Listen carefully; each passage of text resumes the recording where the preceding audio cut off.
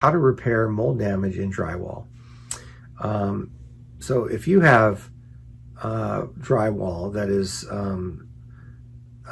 starting to fall apart or saturated or anything like that, you just need to cut out and remove that drywall and patch it. Drywall is pretty easy, costs fairly inexpensive to patch. Replacing it, I would recommend getting a professional to do it so you don't see the patch. But really, if you have saturation where the mold is growing in the sheetrock, cut it out and get rid of it.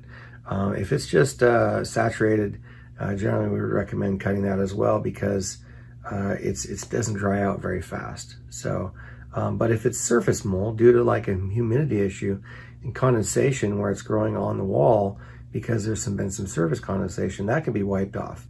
That hasn't grown and saturated the sheetrock material.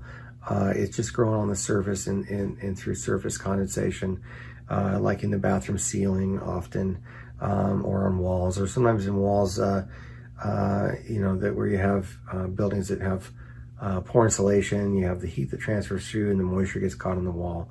Those type of scenarios,